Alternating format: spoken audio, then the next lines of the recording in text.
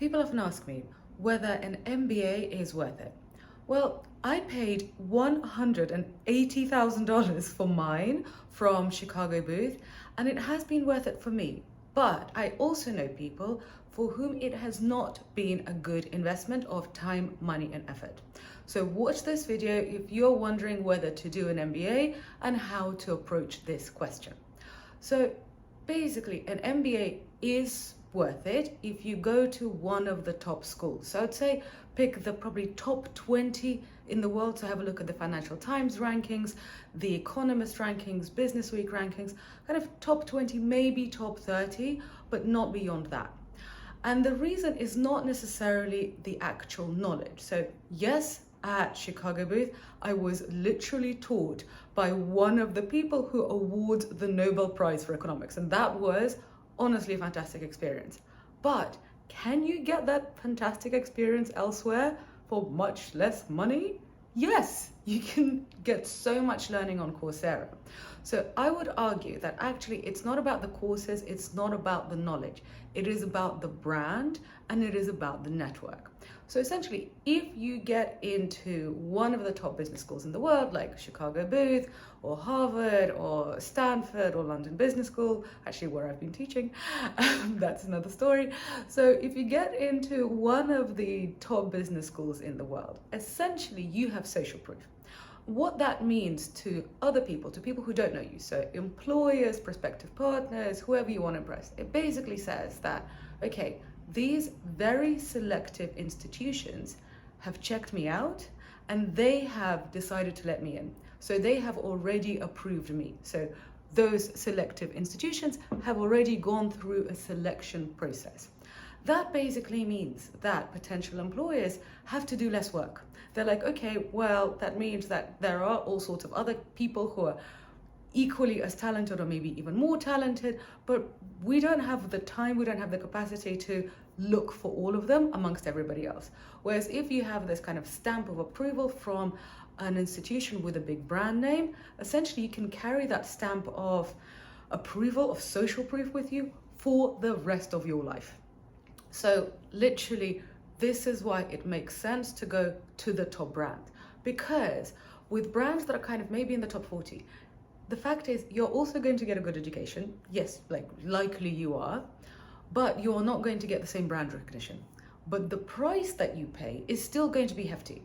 So if it was a difference of, $180,000 for a top tier MBA and like 30 for maybe kind of the next rung down, I would say, yeah, okay, that's a good investment.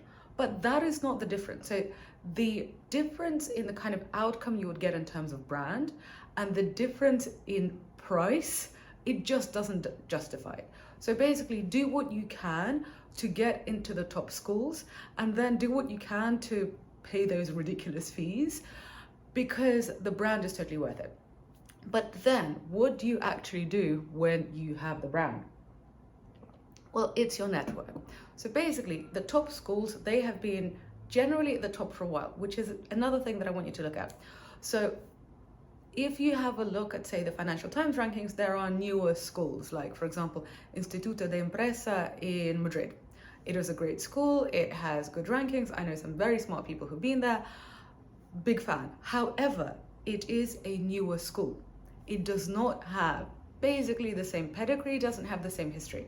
Now, this is not a history class. It is a class. It is a video aimed for you to help you choose whether you should do an MBA or not. So essentially, a newer school doesn't have as many alumni because it just hasn't been around for as many years. Because it doesn't have as many alumni, those alumni haven't yet reached kind of the echelons of power. So essentially, there are fewer very, very powerful and fewer very, very rich people who have gone to newer business schools.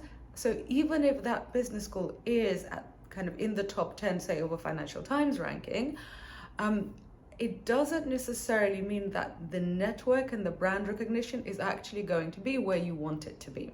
So this is why business schools that have been around for a while and that are known for their business school pedigree, generally those are the business schools that are going to give you the best ROI, so the best return on your investment. And with, I would say, the exception of probably London Business School and INSEAD.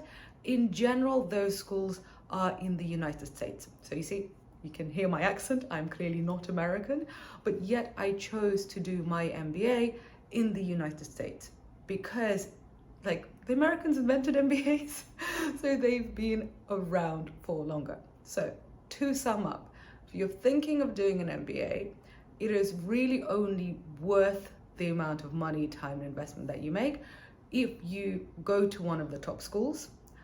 Those schools are most likely to be in the United States. It is not necessarily because of the actual learning, it is because of the brand, and it is because of the network. But then, when you go to business school, please do not think that, okay, now I've got this brand on me and I'm in this community, so now people are going to throw gold at me and I'm going to have this fantastic career and everybody's going to love me and success is guaranteed. No.